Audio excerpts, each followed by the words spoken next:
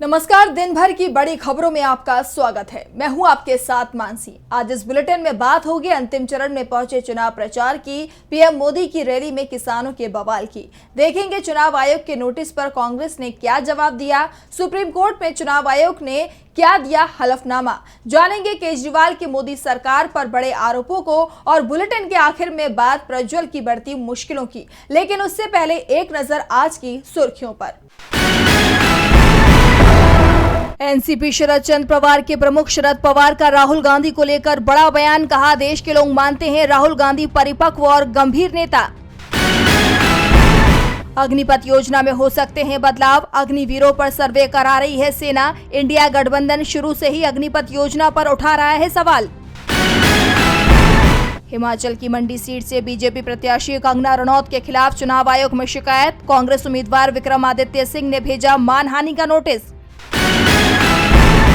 और रिकॉर्ड ऊंचाई पर बंद हुआ शेयर बाजार। 1196 अंकों की तेजी के साथ 75,418 पर बंद हुआ सेंसेक्स, तो 369 अंकों की तेजी के साथ 22,967 पर बंद हुआ निफ्टी।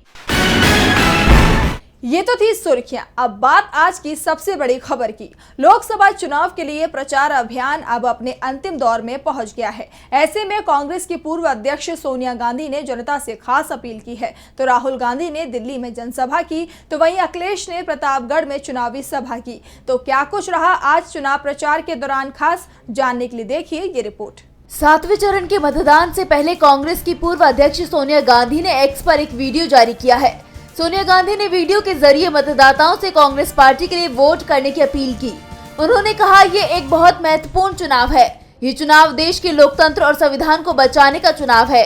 ये चुनाव बेरोजगारी, महंगाई, संवैधानिक संस्थाओं पर आक्रमण जैसे मुद्दों पर लड़ा जा रहा है। आपको इस लड़ाई में अपनी भूमिका निभानी है। आपका हर एक वोट रोजगार बनाएगा, महंगाई कम करेगा, महिलाओं को सशक्त करेगा और एक सुनहरे भविष्य में समता और बराबरी का भारत बनाएगा। मैं आपसे अपील करती हूँ कि कांग्रेस और इंडिया गठबंधन के उम्मीदवारों को दिल्ली की 7 सीटों पर भारी मतों से विजयी बनाएं। तो वहीं राहुल गांधी ने दिल्ली में चुनावी रैली के दौरान कांग्रेस की योजनाओं के बारे में बताते हुए पीएम मोदी पर हमला किया। राहुल ने कहा, नरेंद्र मोदी इंटरव्यू में कहते हैं मैं बायोलॉजिकल नहीं हूँ। मोदी कहते हैं मुझे परमात्मा ने भेजा है, और उनके चमचे कहते हैं वाह वाह वाह क्या बात बोली है। राहुल ने आगे कहा कि परमात्मा को जिन्होंने भेजा है वो सिर्फ 22 लोगों के लिए काम करते हैं। वहीं कांग्रेस नेता प्रियंका गांधी ने हरियाणा में चुनावी सभा में बीजेपी पर हमला बोलते हुए कहा, मोदी सरकार में सारी नीतियां बड़े बड़े उद्योगपतियों के लिए बनती हैं। बीजेपी ने इस चुनाव में उस मंत्री को टिकट दिया है जिसके बेटे ने किसानों पर अपनी गाड़ी चढ़ा दी थी। देश में आज ऐसे हालात हो चुके हैं। वहीं मोदी आपके लिए कानून लेकर आए हैं जिसके खिलाफ आप महीनों तक दिल्ली बॉर्डर पर बैठे रहे, लेकिन नरेंद्र मोदी समेत बीजेपी का एक भी नेता आपको देखने तक नहीं आया। सपा प्रमुख अखिलेश यादव ने प्रतापगढ़ में कहा कि सपा और कांग्रेस की सरकार केंद्र में बनी तो अग्निवीर योजना बंद कर युवाओं को सेना में स्थायी नौकरी देने का कार्य करेगी।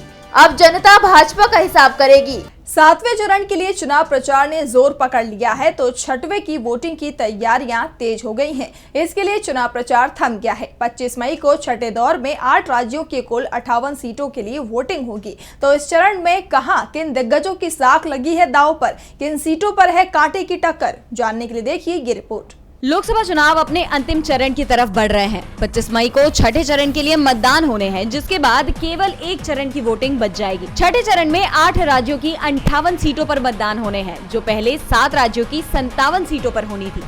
लेकिन जम्मू कश्मीर की अनंतनाग और राजौरी सीट पर भी इसी चरण में मतदान होंगे, जो पहले तीसरे चरण में होना था, लेकिन खराब मौसम की वजह से इसे टालना पड़ा।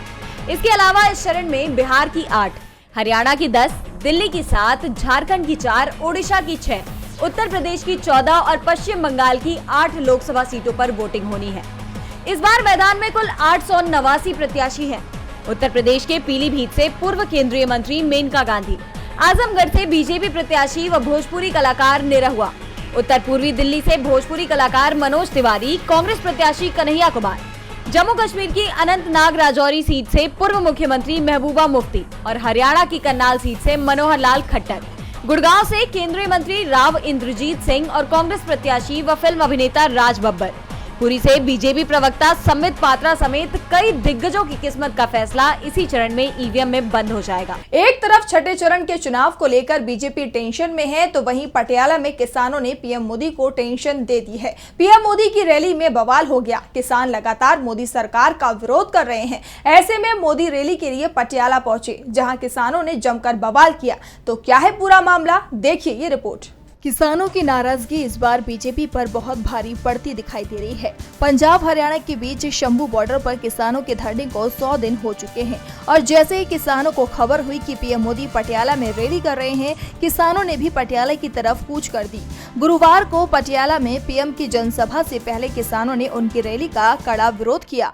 किसानों के विरोध के चलते पुलिस और पैरामिलिट्री फोर्स तैनात की गई थी, लेकिन किसानों पर इसका कोई असर नहीं दिखाई दिया। मोदी की रैली में लोगों को आने से रोकने के लिए किसानों ने पटियाला राजपुरा हाईवे बंद कर जाम लगा दिया। दूसरे रास्तों पर भी किसानों ने रैली में पहुंच रहे बीजेपी कार्यकर्ताओं की बसों को रोक दिया। किसान यूनियन ने फरीदकोट से बीजेपी प्रत्याशी हंसराज हंस का घेराव किया और जहां भी पुलिस ने किसानों को रोकने की कोशिश की, किसान सड़कों पर ही बैठ गए। किसानों में मोदी सरकार के खिलाफ आक्रोश साफ नजर आ रहा है। किसानों के प्रदर्शन को 100 दिन पूरे हो चुके हैं। किसानों ने एमएसपी की कानूनी गारंटी, कर्ज माफी समेत अन्य मांगों को लेकर दिल्ली चलो का आह्वान भी किया था, लेकिन अब उनकी मांगों में उनके प्रदर्शनकारी साथियों की रिहाई का मुद्दा भी जुड़ गया है। किसानों के विरोध प्रदर्शन का असर अब पीएम मोदी की रैली में भी दिखाई दिया। वैसे पीएम की सभा तो हुई, लेकिन उसमें भीड़ नहीं दिखाई दी। ऐसे में चुनावों में किसानों के इस रुख को देखकर ये साफ हो गया है कि पंजाब में भी बीजेपी की दाल गलनी मुश्किल है। एक तरफ किसानों के विरोध के चलते बीजेपी मुश्किल में दिखाई दे रही है, तो दूसरी तरफ कांग्रेस को नोटिस जारी कर खुद चुनाव आयोग मुश्किल में फंसता दिखाई दे रहा है। कांग्रेस ने चुनाव आयोग के नोटिस पर जवाब देते हुए तीखी टिप्पणी की है। तो क्या है पूरा मामला, जानने के लिए देखिए ये रिपोर्ट। चुनाव आयोग ने देश के 2 प्रमुख दलों पर कार्रवाई की।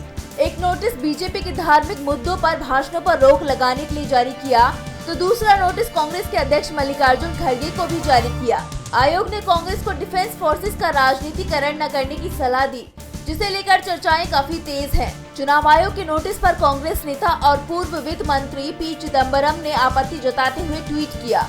उन्होंने लिखा कि ईसीआई द्वारा कांग्रेस पार्टी को ऐसा न करने का निर्देश देना गलत है।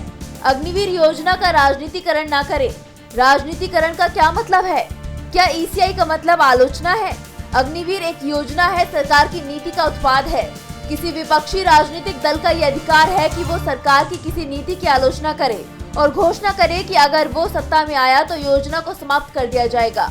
अग्निवीर सैनिकों को 2 श्रेणियों में बनाता है जो एक साथ लड़ते हैं, और ये गलत है। अग्निवीर एक युवक को 4 साल के लिए नौकरी पर रखता है और बिना नौकरी और बिना पेंशन के बाहर निकाल देता है, और ये गलत है। अग्निवीर का सेना ने विरोध किया था, फिर भी सरकार ने ये योजना सेना पर थोप दी, जो गलत है। अतः अग्निवीर योजना को समाप्त किया जाना चाहिए।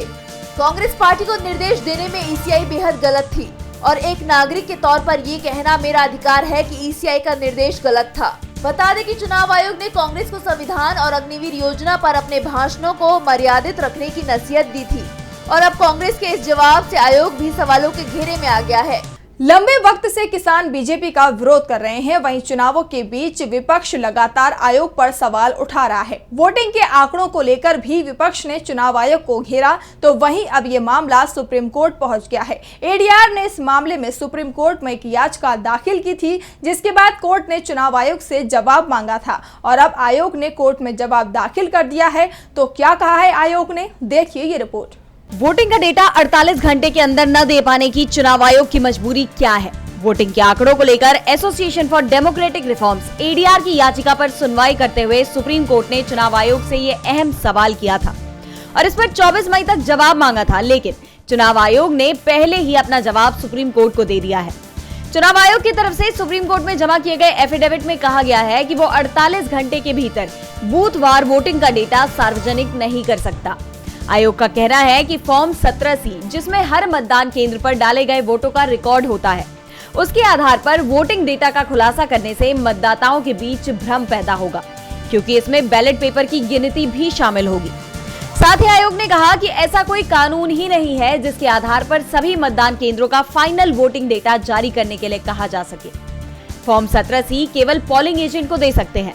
इसे किसी अन्य व्यक्ति या संस्था को देने की अनुमति नहीं है। फॉर्म 17C वो प्रमाण है जिसे पीठासीन अधिकारी सभी प्रत्याशियों को प्रमाणित करके देता है। आयोग ने बताया कि आम वोटर फॉर्म 17C के अनुसार बूथ पर पड़े कुल वोटों और बैलेट पेपर को आसानी से नहीं समझ सकते। ऐसे में इसे लेकर गलत अवधारणा बनाई जा सकती है, जिससे चुनाव में अव्यवस्था फैल सकती है। आपको बता दें, इसके पहले भी कांग्रेस अध्यक्ष मल्लिकार्जुन खड़गे ने आयोग पर देरी से आंकड़े जारी करने के आरोप लगाते हुए आंकड़ों में भी अंतर बताया था, लेकिन आयोग ने तब भी अपना रुख साफ कर दिया था और अब एक बार फिर उसने आंकड़े जारी करने से इनकार कर दिया है। एडीआर ने अपनी याचिका में कहा था कि पहले तो डेटा जारी करने में देरी हुई, इसके बाद शुरुआती डेटा के मुकाबले फाइनल डेटा में वोटिंग परसेंट काफी बढ़ गया। चुनाव आयोग ने 48 घंटे में वोटिंग के पूरे आंकड़े देने से इनकार कर दिया है। ऐसे में अब सभी की निगाहें सुप्रीम कोर्ट पर हैं, तो वहीं लोगों की निगाहें इस समय दिल्ली के सीएम अरविंद केजरीवाल पर भी टिकी हुई हैं, क्योंकि 10 दिन बाद उन्हें फिर जेल जाना पड़ सकता है। लेकिन आज अचानक ही खबर आई है कि पुलिस केजरीवाल के घर आ रही है। तो क्या है पूरा मामला और क्या कहा इसे लेकर केजरीवाल ने, देखिए ये रिपोर्ट। गुरुवार को दिल्ली पुलिस की एक टीम आज दिल्ली सीएम अरविंद केजरीवाल के आवास पर उनके माता पिता से पूछताछ करने के लिए 11:30 बजे जाने वाली थी, जिसे लेकर वो सवालों के घेरे में आ गई। बाद में पुलिस की तरफ से सफाई आई कि वो आज पूछताछ नहीं करेगी। वहीं शाम होते होते इस मामले में केजरीवाल ने सीधे पीएम मोदी पर सवाल खड़े कर दिए। केजरीवाल ने वीडियो जारी कर पीएम मोदी से कहा कि आपने मुझे हर तरह से तोड़ने की कोशिश की, मेरे विधायकों को जेल में डाला, मुझे जेल में तरह तरह से परेशान किया गया, लेकिन अब आप मेरे माता पिता को लाकर गलत कर रहे हैं। आपको जो बात करनी है मुझसे करें। मेरे माता पिता बहुत बीमार रहते हैं, मेरे पिता को सुनाई नहीं देता है, उनकी उम्र 85 साल की है और मेरी माँ 75 साल की है। मोदी जी, आपकी लड़ाई मुझसे है, आप मुझसे लड़ें, ऊपर वाला सब देख रहा है। तो वहीं 2 जून को दोबारा जेल जाने के बाद इस्तीफे देने के सवाल पर केजरीवाल ने कहा कि वो जेल से सरकार को चलाएंगे। ये मेरे संघर्ष का हिस्सा है, मैं पद का लालची नहीं हूँ। मैंने आयकर आयुक्त पद से इस्तीफा देकर झुग्गियों में रहकर काम किया है। मैंने इस्तीफा इसीलिए नहीं दिया क्योंकि इनका मकसद यही था, वे हमें दिल्ली में हरा नहीं सकते हैं, इसीलिए साजिश के तहत झूठे मामले में गिरफ्तार किया है।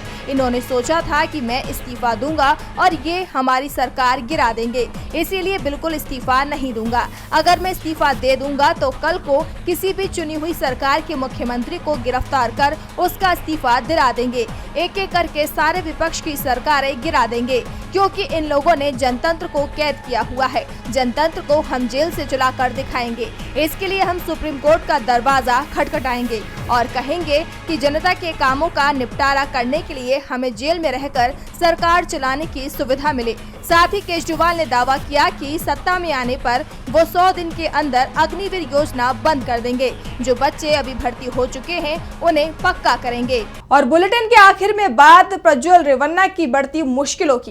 प्रज्वल से अब अपने ही मुंह मोड़ने लगे हैं। महिला उत्पीड़न के मामले को लेकर पहले से ही कर्नाटक में एसआईटी ने जांच तेज कर दी है, तो कर्नाटक के सीएम सिद्धारमैया ने पीएम नरेंद्र मोदी को फिर से लेटर लिखा है, जिसमें प्रज्वल की मुश्किलें बढ़ती दिख रही हैं। क्या है पूरा मामला, देखिए इस रिपोर्ट में।